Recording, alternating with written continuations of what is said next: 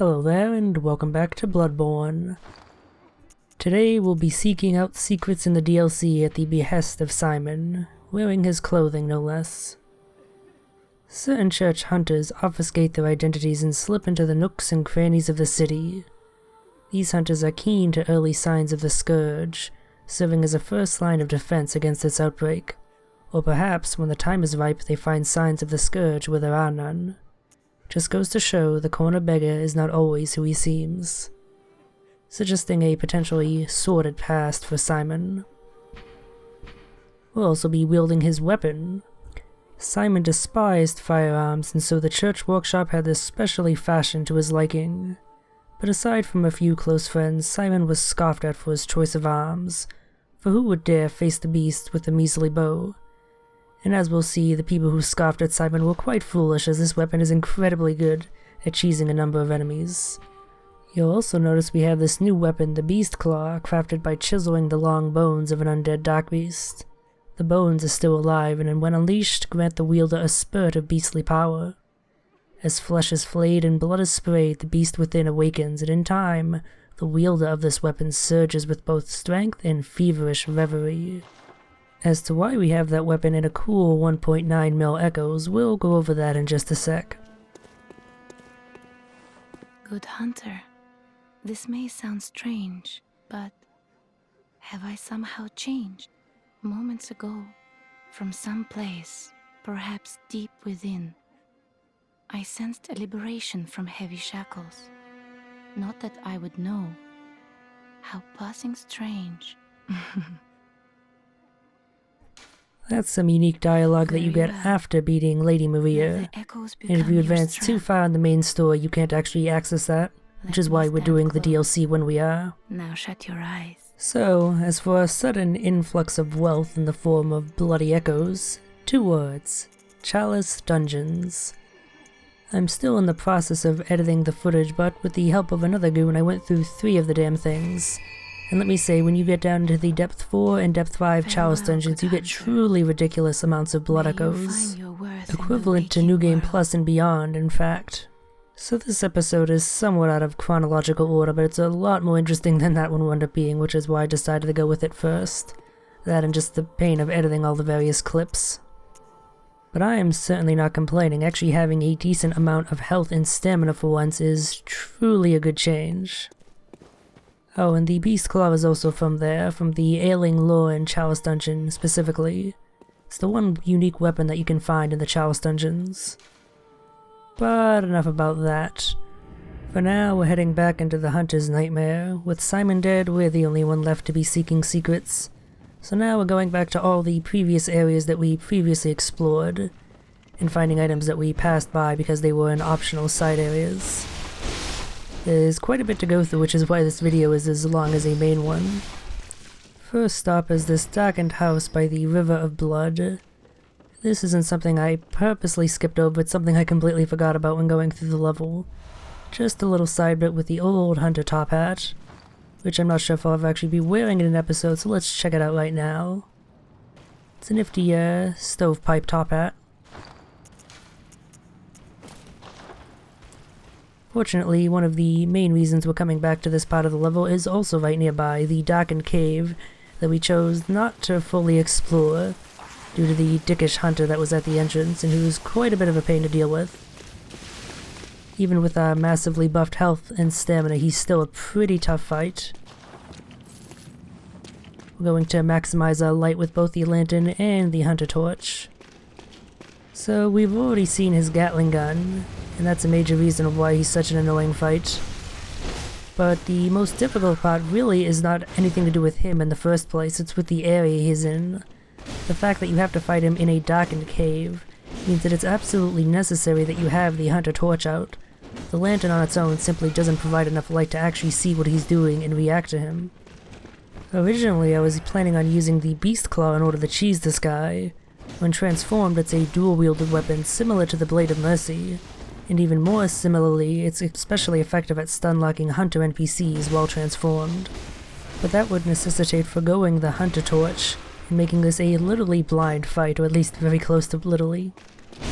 So yeah, just decided to use Simon's bow blade against him, which unfortunately we can't transform either, since that would also require putting away the torch to use its transformed bowed mode.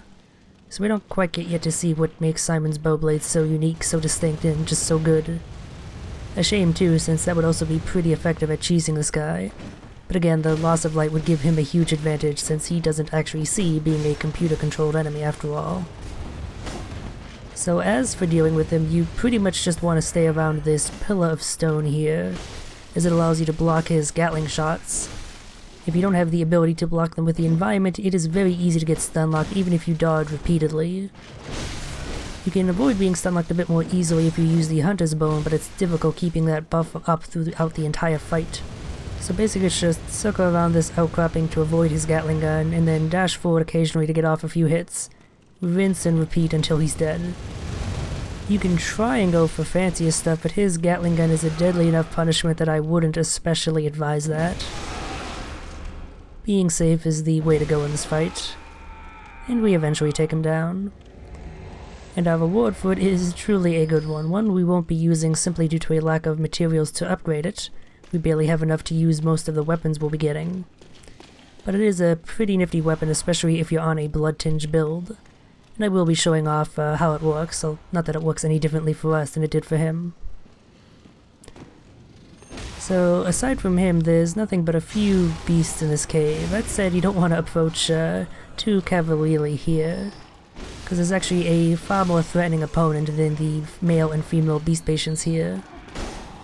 In fact, it is another enemy that we saw in the initial area we saw these enemy types, Old Dianum. Can you guess what that other enemy in this area will be? Regardless, it's dangerous enough that you want to finish off these lesser beasts first before you go forward and face it. So that's why we're being a bit cautious here. It actually helps to put away the torch so the beasts are less likely to shy away. So, having dealt with them, let's head forward and deal with yet another blood-starved beast. The devs really like reusing this enemy type. We'll actually be fighting her in the Chalice Dungeon video whenever I get around to finishing that. And much like fighting her in that Chalice Dungeon, the area here is dark, and that is annoying as hell, for much the reason that fighting that hunter in the dark is. It's really hard to see what she's doing and thus properly avoid her, and the torch is pretty much required. That also makes the Augur of Ebrietas pretty handy, because the only way you're gonna get visceral attacks off is if you backstab her. Not that that's the easiest thing to do considering how she flails about like that. But yeah, it's just another blood-starved beast. If you were careful enough to take out the lesser beasts beforehand, she's really not that hard to deal with. She's basically just a big sack of HP at this point. She also doesn't seem to transform, although that may just be because I killed her before she actually got the chance to. I'm not entirely sure.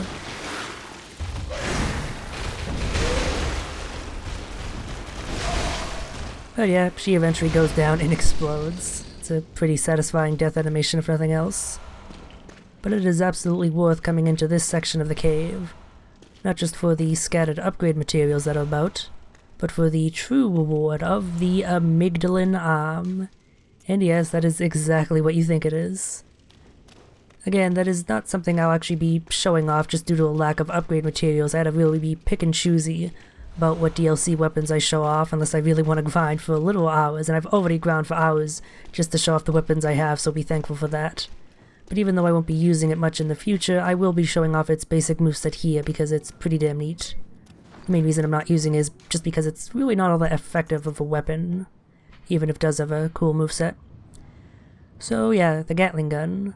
Basically the gist of the lore here is that the person using it was one of Diora's companions, and it is a portable version of the Gatling gun that Diora himself used. And the amygdalin arm, strictly speaking, is no trick weapon of any sort, but certain madmen wield them like clubs. So let's check both of those out then. The Gatling gun obviously consumes quicksilver bullets, so let's make some quick blood bullets there. As you can see, you can actually fire like 10-ish shots per one quicksilver bullet consumed. It's pretty great at stun-locking a lot of enemies and annoying the shit out of other players. The damage output isn't quite there, but it's decent enough, especially if you've raised your blood tinge quite high. As for the amygdalin arm, untransformed it is simply a club, but transformed it becomes truly a unique weapon, being a weird sort of tentacled scythe thing that you can swing around with quite a good amount of range. The main feature of this weapon that's worthy of note though is that the strong attacks, if you just stay completely still and don't input any button presses while using the strong attacks, they'll actually do a couple of extra hits than they normally would do. You can see that in the tentacle scythe flowing around for a few more hits. This doesn't make the weapon by any means amazing, but it is a pretty novel feature. So with that out of the way, let's head to our next destination, which is the underground cells right after Ludwig. There were quite a few locked doors there that we can now open. Shrouded by night, but with steady stride, coloured by blood, but always clear of mind, proud under the church. Beasts are a curse, and curse is a shackle. Only ye, the true blades of the church. We came across this Madden guy before, and now we can go to talk to him. Or not. Maddened quite extensively he is, to the point that he's bashing his head against the wall till it's bloody. There's nothing we can do other than killing him to filch his armor. The Weeaboo hunter set. Well, okay, he's a hunter from the east, and who the hell was ringing that damn bell? Oh, I guess that's who. Say hello to Breda, a healing church assassin and the bastard that killed Simon. If you get too far into the nightmare, he harries you constantly, until you are driven mad or dead by his assault. Despite that, he's not actually all that threatening to fight. Aside from his smart use of a lead elixir, one of the rare cases of an NPC hunter actually using an item to pretty good advantage, he doesn't really have all that much going for him. In fact, he's a joke compared to the previous hunter that we fought. I try to be cool and finish him off with the transform mode of the bow blade, which, surprise, it's a bow. But sadly his swings keep putting his head just far enough beneath the shot that they kept missing, so that kind of ruined that. But yeah, fighting Breda is worth your time, because you get a piece of his armor set each time that you do so. In this case we get the helmet, Bredor's testimony, the scalp of a horrible cleric beast, indicating that Hunter Breda, a healing church assassin, had killed a compatriot. Afterward, he wore his ally's own scalp and hid himself away deep below in a cell. The church provided him with a single soundless bell of death to ensure their secrets would be kept. So having killed him as an invading phantom, let's go meet now with his real, physical body.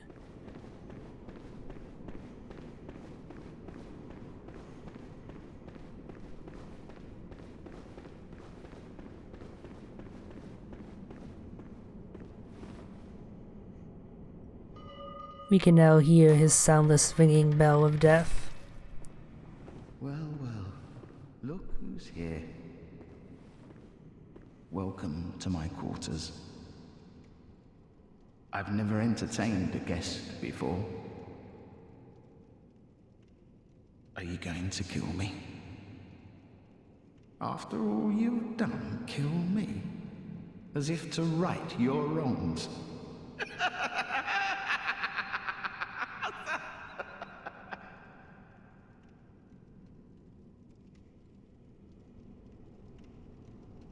What is it? Aren't you going to kill me? Or perhaps beg my forgiveness? Well, leave off. What's done is done.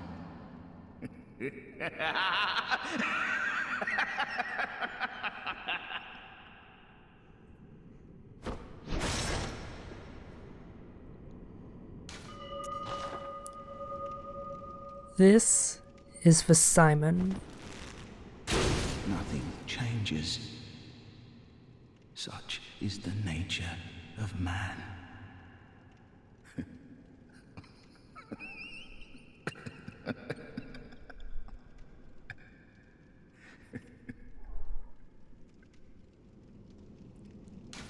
There's little reason not to kill Bredor, by the way, especially since you get his weapon if you do. The Bloodletter, another weapon that sadly we will not be using. This is one of my more favorite weapons, and it's one of the more effective DLC weapons, especially for our build with its pretty high strength and blood tinge. But there are other weapons I want to show off more, and again, lack of upgrade materials. So the Bloodletter Untransformed is basically what you'd expect of a mace. Transformed, however... oh yeah, there we go. Beyond the initial hit to your health, which really is quite paltry compared to something like the Chikage, it's just straight up better. It has greater reach, greater damage, and rather ridiculous swing speed for its moveset. And now, the piece de resistance, the L2, which causes a pretty powerful AoE at the cost of a high amount of frenzy buildup, so make sure you have high frenzy resist if you want to use that.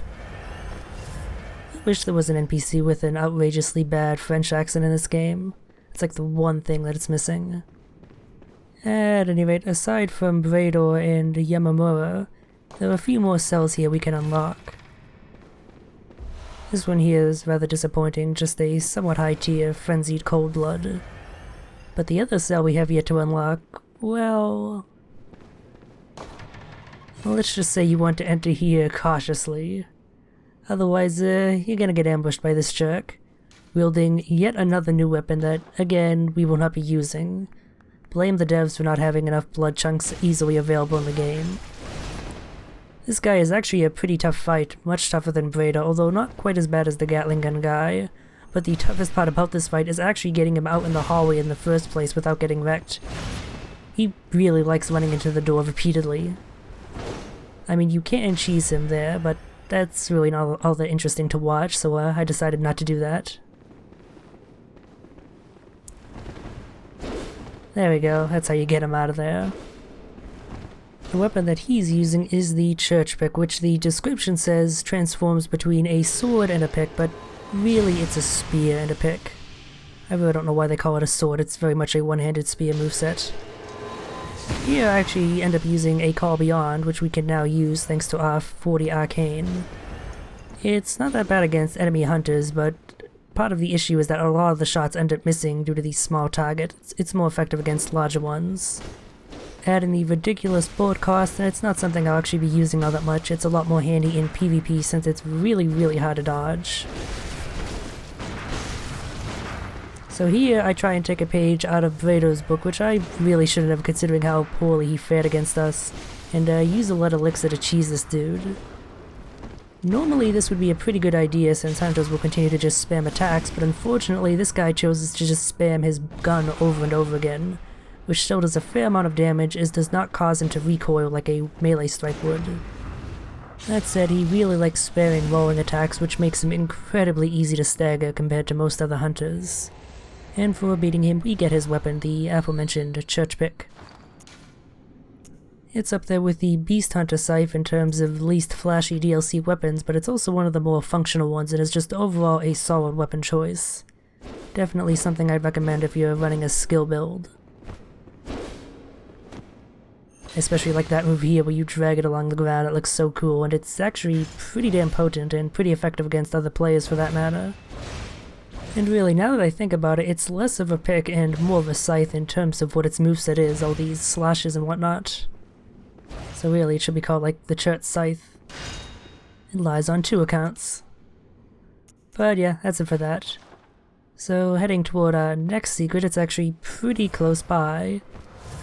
If by any chance when watching the episode on the research hall, you thought there might be some sort of secret hidden on the elevator up to the research hall, well, congratulations, you're correct. Sending it up brings up a lower platform with a rather unique item on it. Lawrence's Skull. Skull of Lawrence, first vicar of the Healing Church. In reality, he became the first cleric beast, and his human skull only exists within the nightmare. The skull was a symbol of Lawrence's past and what he failed to protect. He is destined to seek his skull, but even if he found it, it would never restore his memories. In case you've forgotten, since it has been a while, Lawrence is one of the original Byrgenwerth scholars, as well as the leader of the faction that separated from Byrgenwerth in order to form the Healing Church. At any rate, this elevator here hides a second secret, one less plot important but no less interesting depending on your point of view.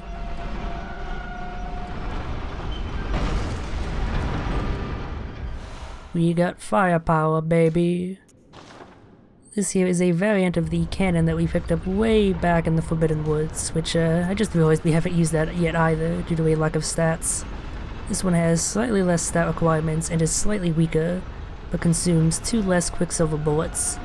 And it also has a more arcing shot, whereas the cannon is more just straight on. I'm just gonna show off how it fires here, but I'm not gonna use it again. Lack of upgrade materials. It's kind of gonna be a theme with most of the goodies we collect here. But really, even if that weren't the case, I still likely wouldn't be using it this late in the game. The damage just doesn't really scale all that well with the late game enemies, and is even worse if you go into New Game Plus.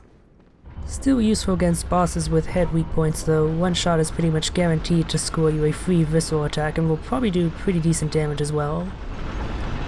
And the weapons, despite their low blood tinge scaling, actually scale very well due to the high base amount of blood damage. With like 50 blood tinge, they end up getting like plus 100 blood attack, just due to their ridiculously high base damage. But enough about the thing bitches love. Let's head to our next secret, which is here in the research hall proper. We get this balcony key from the Blood Saint, the one with the enlarged head. I don't actually remember her name at this moment. Too many names that start with A's. But it ends up leading to an area that is analogous to the Lumen Flower Garden in the Upper Cathedral Ward, where we fought the Celestial Emissary boss fight. Thankfully there aren't any Celestial Emissaries here yet. Chronologically, this area is sheltered in the past before they actually succeeded, you know, the living failures and all. But there are plenty of annoying spellcasting enemies here regardless.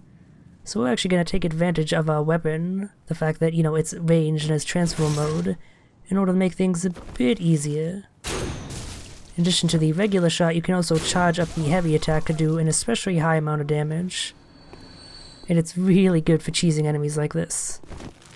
If you just go in headlong and try to take them out in melee, it's, well, certainly possible to do. I've done it on other builds. But it's a huge pain in the ass for reasons you'll see. Getting a little bit of a taste of it there, trying to cast magic. Thankfully we kill him before he can actually do anything. But we'll see how annoying they can be in just a sec.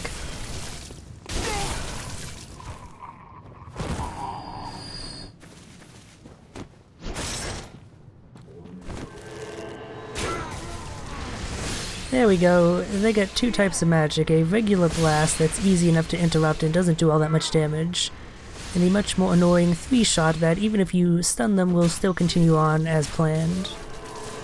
Does a good amount of damage if all 3 shots hit, and in general is good at stunning you, and it makes them real annoying to kill.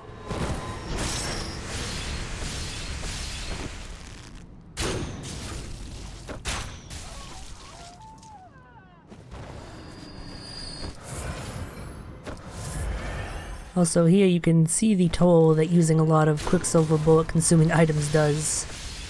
Takes out a ton of bullets and a ton of blood vials if you're using blood bullets as well. It's definitely worth it though. If we had gone through this area just using melee, I'd have probably had to have used a lot more blood vials in order to heal from all the magic damage I would have taken. And possibly I would have died outright. It really is tough if you just rush in. But it's worth doing because the reward is really good if you're an arcane build. It's a rather interesting arcane tool because of how simple it is. It's something you'd think that would be a arcane tool in the base game, not one included in DLC.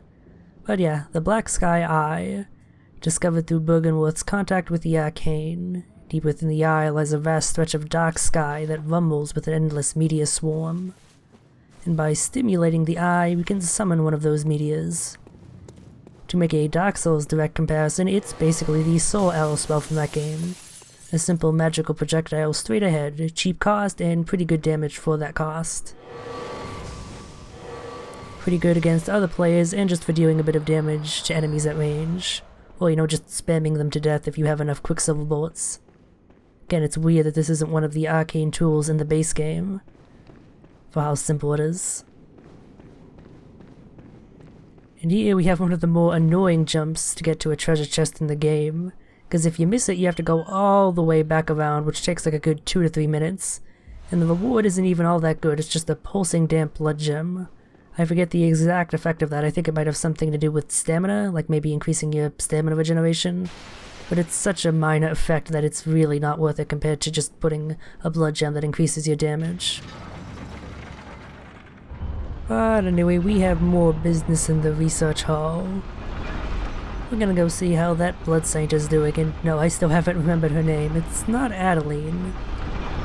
That's the blood saint that's back in Odin Chapel. It's not Ariana, that's the prostitute who is now dead.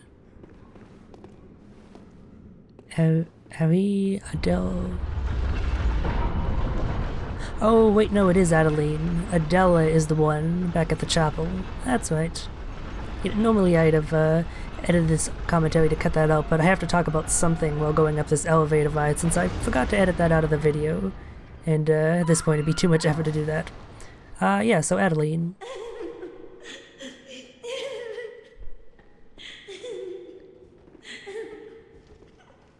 Well, we can hear her crying, and she seems to have broken out of her chair, leaving a easy-to-follow trail of blood. And oh. Well, it's not like that was an unforeseen consequence of giving her brain fluid. Oh, hello. One last time. Will you fetch brain fluid just one last time? The murky, mushy fluid that will make me whole. The sticky sound whispers to me, so very close, right into my ear. My head, just a head, that's all there is. I need my baptism. Please, I beg of you, I want to be something.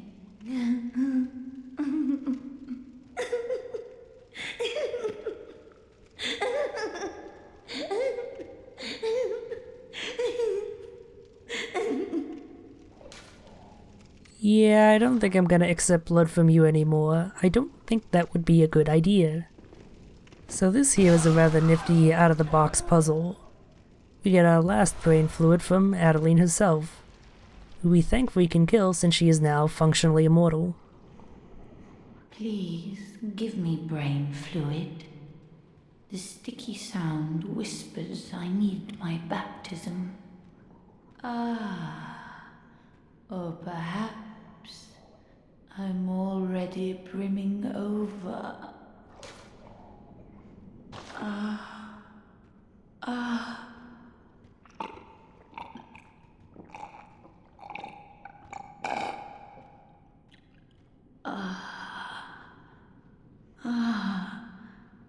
I see a shape. My guide, I see your voice. Clearly as it bends and bleeds. My own revelation. Just for me.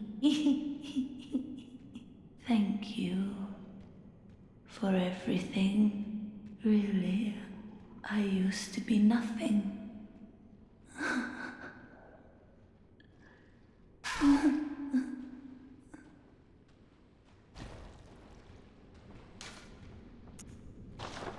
R.I.P. Adeline, you will be sorely missed. At least she went happy in her own fashion. And we get a pretty good reward from it. Let's go back to the Hunter Dream and equip that rune then.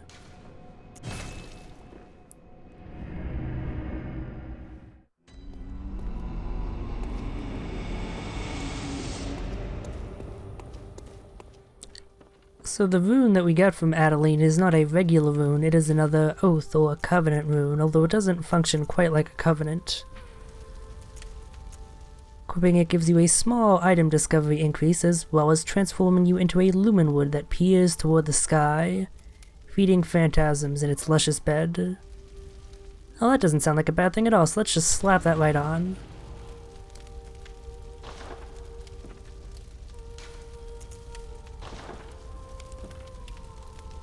I mean, come on, what did you expect would happen? Also, before we leave the Hunter's Dream, let's check out the Insight shop here. After beating Lady Maria, we can now purchase her armor set. We'll look at the description for that later, when we don it. And now, let's head back into the Hunter's Nightmare. We have a few more secrets left to find. one of which we can only find by equipping the milkweed rune. Bergenland, blasphemous murderers, blood-crazed fiends. Atonement for the wretches, by the wrath of Mother Goss. Mercy for the poor wizard child. Mercy. Oh, please. Curse here, curse there. A curse for he and she. White hair. A bottomless curse. A bottomless sea. Source of all greatness. All things that be. Listen for the baneful chants. Weep with them as one in trance. And weep with us. Oh, weep with us.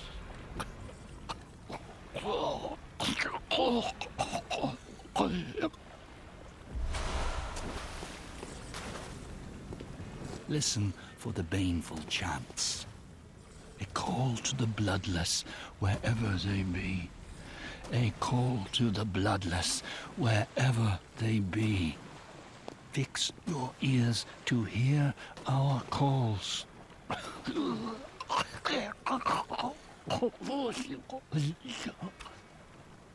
So yeah, if you talk to this fishman mage here with the Lumenwood equipped, you actually get the Accursed Brew arcane tool, the last arcane tool that we'll be picking up.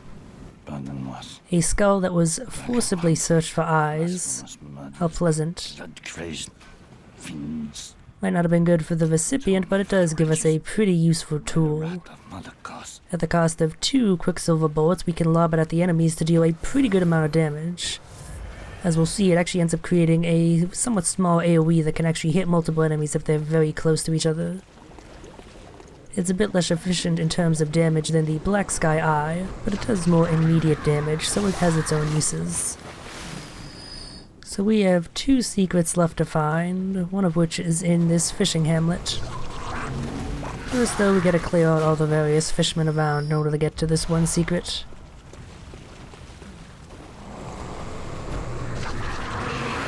Turns out the Accursed Brew plus Black Sky Eye is actually a pretty efficient combo at dealing with these guys at range, dealing just enough damage to take them out, and only costing a paltry 3 Quicksilver bullets.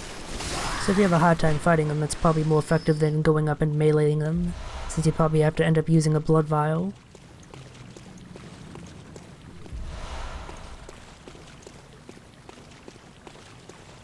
And yeah, again, for dealing with the fishmen mages here, it's best to just run up and take them out immediately so they don't harry you with their ridiculously dangerous projectiles. Seriously, for how many of those things they are, how fast they move, and how well they home in on you, they do way too much damage. So, having dealt with these fishmen, we can now find the secret. Something that you may have noticed before if you paid especially close attention, especially since I didn't point it out. But there's a ladder leading down this well in the center of this village. Now, before we descend, we're going to equip an item, the Shaman Bone Blade, that will make what is otherwise the toughest encounter in the game, in my opinion, tougher even than most bosses, into a relative cakewalk. It's not tough because of that one giant fishman, it's tough because of these 2 giant fishmen. When you get the first giant fishman down to half health, he will run to his brother, his Oni-chan. In fighting 2 of them at once, even if one of them is the slightly easier one, not wielding the giant anchor, it's not an easy task for sure. In fact, this one by itself wrecks me pretty damn hard. I mentioned before that staggering them is the secret to making them somewhat manageable, but damn me if I can get the damn timing down. I suppose that's due to a lack of practice more than anything. I rarely bother to fight these guys, so I don't have much experience with fighting them, unfortunately. Argyrabriatus can help somewhat as I showed up before, but it can be tricky actually, hitting just the right spot to get the backstab. And of course if you miss it you're just a sitting duck for their rather powerful attacks. But there we go, down to half health, so time to Bone Blade it. I actually kinda fucked this up here. I was under the impression that him simply walking over to his brother was what caused him to drop down, but you actually need to get close enough by yourself. So the first one tries to flail at the second one ineffectually, and I end up running out of the Shaman Bone Blade effect since it only lasts like 20 to 30 seconds before the other one actually drops, so that was kind of wasted. It's at this moment that I realize my mistake. They actually try fighting each other even though they can no longer actually hurt each other. But this one does just the perfect move to allow me to easily get off another one. It nearly goes south, but somehow things work out. I guess you could say I have the devil's luck. So yeah, fighting two at once, heinously difficult, but make it a melee at Troy and it's surprisingly manageable. Especially if you get arcane tools or some method of ranged attack. That said, despite that, I still nearly get wrecked when I make a few mistakes and let them get close to me like that.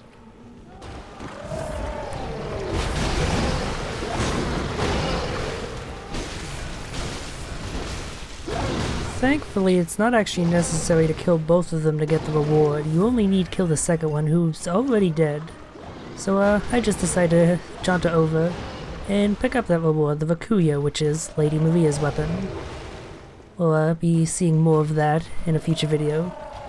So yeah, let's just get out of here. No point in likely dying trying to finish that one fishman off. And let's get to our last secret, returning the skull of Lawrence to Lawrence himself. Remember, he was the first cleric beast after all, and this is the only cleric beast we've come across other than the one we killed initially.